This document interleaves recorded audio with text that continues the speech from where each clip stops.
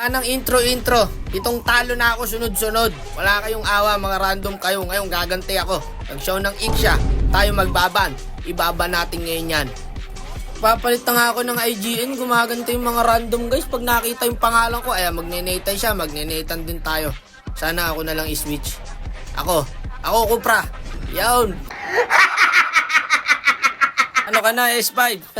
Maka-marks ba lang alam mo? Ayan, muted pa tayo guys. Ayan, Angela na, Franco pa.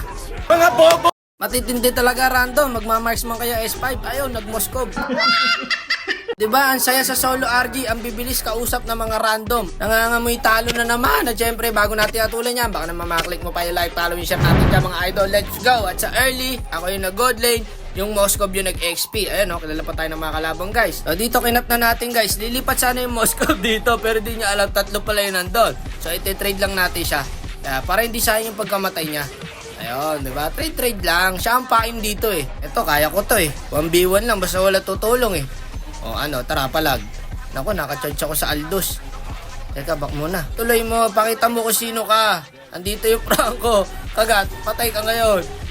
Patay na to. Ginagawa mo. Di paring Moskov, pang. Papasukin kita kahit nasa tower ka pa.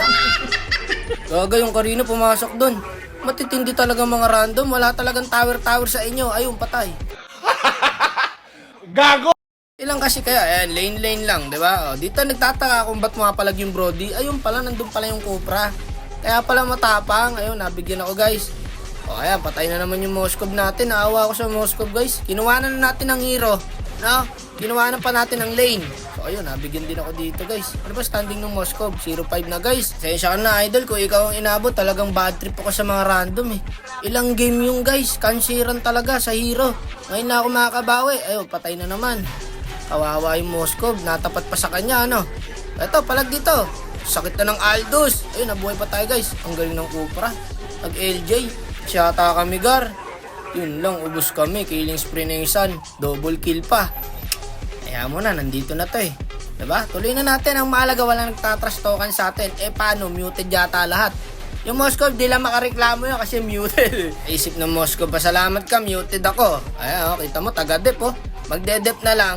Sinaniba pa ng Angela. Wala susuko. Palagla ng palag. Kaso napuno yung kakampi ko. Ayan mahina pa MM natin. Ternastok ako par. Hindi ko natanggap. Mahina daw ako. Ayan, patay na naman yung marksman natin. Ayoko sa lahat yung ina-underestimate ako eh. So ngayon, tara. Pakita na natin kung sino tayo.